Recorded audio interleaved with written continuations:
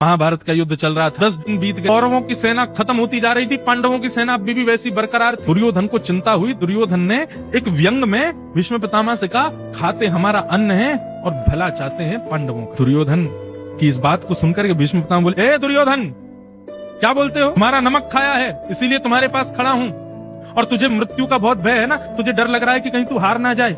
कल से महाभारत का नेतृत्व मैं करूंगा, देखता हूं कैसे बचेंगे ये पांडव। और सुन, और ज्यादा तेरे को विश्वास हो जाए, आज रात्रि में जैसे ही मैं संध्या करके उठूं, अर्धरात्रि में अपनी पत्नी को भेज देना, आके मुझे प्रणाम करे, मैं उसको आशीर्वाद दे दूंगा। अखंड सौभाग्यवती भव, ब्रह्मचारी हूँ, तेरा आशीर्वाद विफल नहीं होगा, नहीं मरेगा तू, और तू नहीं मरेगा तो जीत तेरी ही होगी।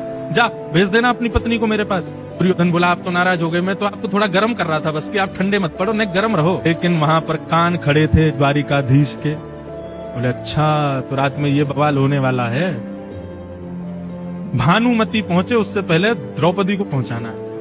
अब द्वारिकाधीश पहुंचे द्रौपदी के पास, द्रौपदी को उठाया, खुद ने ऊंची धोती पहन ली, सिर पर स्वाफा वाफा बांध लिया, अपने मुख को ऐसे ढक लिया कि किसी को पता ना चले कौन है। द्रौपदी को ले गए, बोले, द्रौपदी सुन, चुपचाप जाना, भीष्म पितामह को प्रणाम करना, घूंघट करके जाना, उठाना नहीं घूंघट, और प्रणाम करते ही जैसे भीष्म पितामह आशीर्वाद दें तुरंत बाहर आ जाना।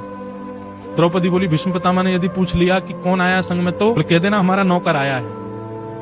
नौकर का नाम पूछ लिया तो बोल देना गोपाल भैया आया है। बोले, पूछ ले क्या करता है, तो बोले कह देना दूध काटता है हमारी गैया का। अब तो सुन, तू ज्यादा बोल मत कर, चुपचाप जा और जाके भीष्म पितामह को प्रणाम करना, नौबती ना आए कुछ बोलने की, चुपचाप आशीर्वाद लेके भागाना।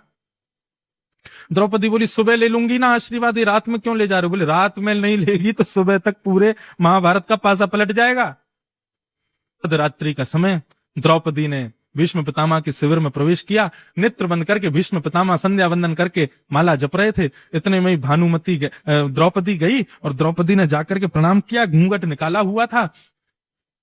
भीष्म पितामह की संध्या पूर्ण हुई, भीष्म पितामह ने नेत्र खोले, सामने देखा तो उनको लगा भानुमति आई है।